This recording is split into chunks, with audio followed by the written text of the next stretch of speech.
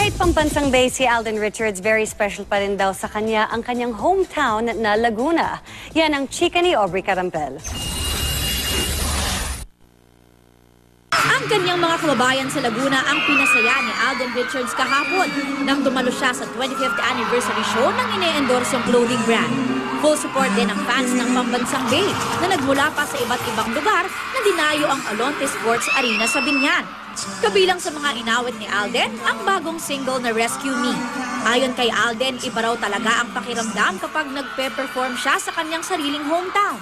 So sa lahat po ng mga kababayan ko dito sa Laguna, maraming salamat po at hindi niyo po kami binigo sa suporta niyo. Nag-perform din ang kapwa Kapuso stars at endorsers na sina Janine Gutierrez, Juancho Trevino, Jeric Gonzalez at ang Kapuso all-male group na One Up. Kasabay ng anniversary concert ay isang fashion show at model search. Dito raw labis nakarelate si Alden dahil dumaan din daw siya sa pagsali sa mga ganitong klase ng kompetisyon bago siya nag-artista. Nais daw niyang magbigay ng inspirasyon sa mga kabataan na alam niyang nangarap din tulad niya. Pag nakikita ko sila, nakikita ko rin yung sarili ko dati na sumasali sa fashion show, yung kahit saan-saan nagbibihis, ganyan ako before eh. So siguro talagang kumpara sa kanila to, tuloy-tuloy lang nila, never lose hope. Bukod sa pag-aartista, kinakarir na rin ni Alden ang pagiging businessman.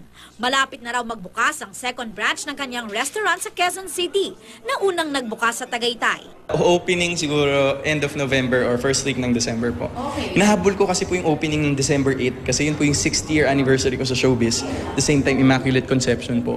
Malapit na rin daw silang muling mapanood ng ka-love team na si Maine Mendoza sa silver screen sa Enteng Cabezote 10 Abangers na pinagbibidahan ni Vic Soto at may cameo role ang Aldab. Hindi man daw nakapasok ang pelikula sa Metro Manila Film Festival, ay tiyak naman na mapapanood pa rin daw ito ng kanilang fans. Sa Aldab Nation and sa mga sumusuporta po sa amin ni Maine and kay Bossing, abangan niyo po, coming soon, yung Enteng 10 Abangers po.